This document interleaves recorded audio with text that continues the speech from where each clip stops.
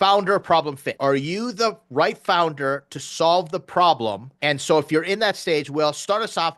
What are investors looking for if they're looking at a startup at that pre-seed stage and they want to know, do we have founder problem fit here? Well, part of it is, do you have some connection to this problem? Okay. I remember used to be a thing I saw at Startup Weekend when those were more popular. I used to love Startup Weekend. And the idea was the people there, more often than not, were trying so hard just to have an idea that they didn't really care if it was tied to them. Now, some of them would, right? But generally speaking, they just like, I just want to have a mobile app idea to work on. Okay. That rings hollow. When you show up and you just say, I have an idea to work on, but you have no connection to that problem or that idea whatsoever, it's not that no investor will touch you.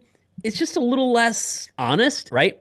So I'll give you an example. Years ago, I was out pitching for, actually, it's the same business that I was pitching with Marc. It was called Affordit.com. And it was basically what Affirm and Klarna are today, but years before them. When I would go in with the pitch, and this was an e-commerce company that was going to allow people to buy stuff using weekly payments. So you'd be able to buy an Xbox for $19 a week, that type of thing. And when I would go in and explain what this is going to be, without explaining my connection to the problem, this doesn't make any sense. You're like some cashed out founder that made a ton of money. Why are you talking about like selling Xboxes to people with no money? Gotcha. Right? Yep. And this is actually where Marc helped coach me. It didn't occur to me that I completely overlooked my connection to the problem, right? Got it. Or why I would understand this problem. And so I completely rebuilt my pitch. And I opened up with, I grew up poor, like freakishly poor. Like we don't have food in the refrigerator poor, right? We don't know where we're going to sleep poor. My entire existence was trying to figure out how to pay for things by Friday, right? I was hell-bent on this problem up until I was in my 20s, right? And it's something that my entire family understands. Their entire net worth is in their wallet. This was me, pitching it. And a problem that I've been trying to solve since I was a kid. When you hear that, you're like, oh, that's why he cares about this problem. Devoid of that, though, you're like, what are you, some rich guy trying to take money from poor people? I mean, it's literally what they said, right? It's literally what they said. They didn't see the founder problem fit. Yeah. How do you see it? Okay. So my story, and this leads me to the next question, because I think founders get tripped up on this. My story, one startup raised, I was pitching a VC. And it was funny because I learned to incorporate in my pitch the story. And this is when you're pitching live, everyone. And I put up a picture of my kid who struggled through school because of social emotional learning. And that was what sparked me on learning this thing. And then the investor, and this was a very prominent investor in Canada, he stops the whole presentation and he starts talking about his experience in school. I didn't even get to the end of it. And he says, okay, you're in. Yeah, so, that's exactly it. Let me reiterate here and we can expand. You're saying, Will, always demonstrate to the investor your personal connection to the problem. If you can, or at the very least, this is start the entire presentation. You don't have to have a long TED talk before you even give the presentation, but it would help to weave that in the team slide, if that's where you want to weave it in. In my case, because at the time, this is like mid 2000s, this concept was so far out there, I had to do a little bit of warming up before I just jumped into the problem, right? And frankly, when I didn't, Ed, I got crushed. Yes. Let's talk about the difference, though. When we're presenting live, we just gave two examples of presenting live. Yeah, you can incorporate the stories. But if you're sending a pitch deck, that's a screener deck that's just going to read, I would say you don't want to dedicate a slide to it. I say put it in the team slide. What do you think? Yeah. I think you can bake it in there. And again, you don't have to oversell it. In some cases, no one cares, right? In my case, it just mattered because my audience, being rich people, did not understand why there would be a reason why anybody would buy anything using a weekly payment. They actually didn't understand that poor people existed in the world, right? It blew my mind. By the way, it never occurred to me that no one would understand it, but I had to explain it first to make the rest of the business make sense. Right. And here's another pro tip that I've used. If I've researched an investor and I know they have a link to the problem, I will put in my introduction email that I have a link to the problem, and I will share that just to warm them up to get them super excited to open my pitch deck. You bet. Exactly. Here's my question for you, Will. Then what's the difference? Because you said often founders aren't working in an industry they've been in before. Yes. And yet we need founder problem fit. So what's the zone in there? Do you just need personal experience, or does it help to have extensive experience with, like, let's say your previous job or something like that? Totally. One of the things that I used was in my first business, we were one of the first web design companies built in 1994. And we grew that to a large agency. And one of our huge clients was Best Buy, which wound up actually being very fortuitous for that pitch, because I would explain how one of the problems we had at Best Buy as my client, I didn't work at Best Buy, I worked with Best Buy. They were my client. But I explained that part of Best Buy's challenges, high ticket items, their audience couldn't pay for them, right? So I could talk about my experience even though I didn't work at Best Buy, so to speak. I wasn't at Best Buy corporate, but I had a lot of experience in that problem. We can draw from other places where we might have gotten that experience. Some people often talk about how they don't have the experience, but they grew up with it, right?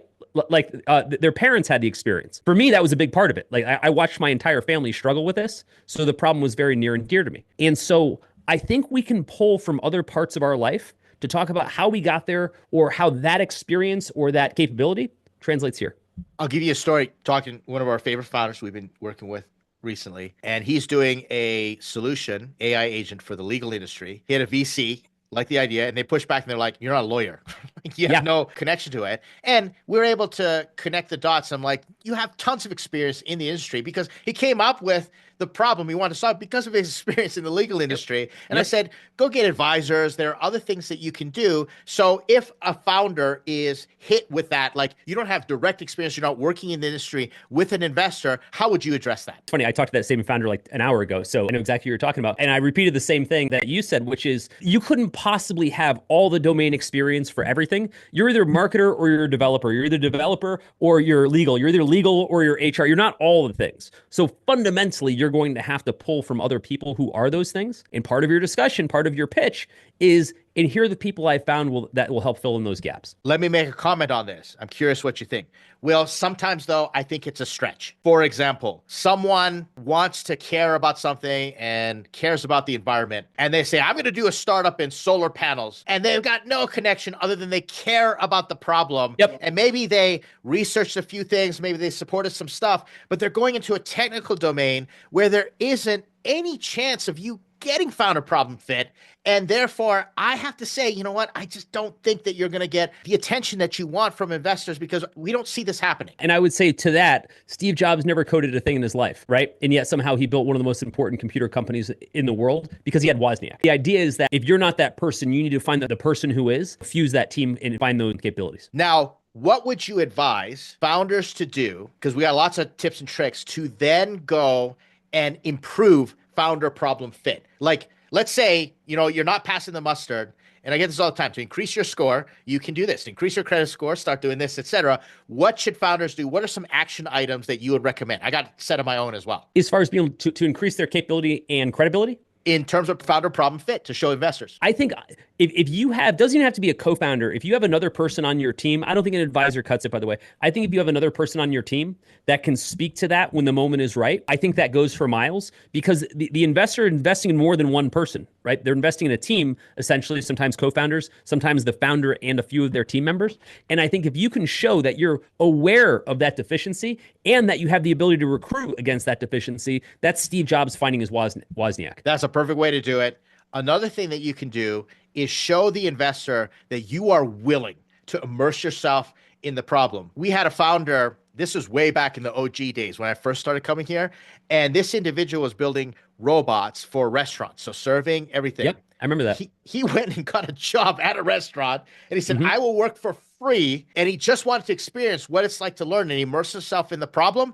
And I thought that was really darn impressive, man. It's funny. I did that around the time, actually right before we had started Afforded, this like 2 years prior. I started a company that did casting for television, and we raised money for that as well, right? And we were doing online casting and stuff like that. And I happened to be a theater major, so that actually had some background in that. Like I was a commercial actor prior to starting my first company. Of course, I'm getting asked about it. What would you know about this industry? And I had joined Central Casting in LA to get booked on, so I could see what my customer was going through. I'm not even kidding. I sat in cattle calls, right, with like a script in my hand in LA at studios because I wanted to see firsthand exactly what my customer was going through.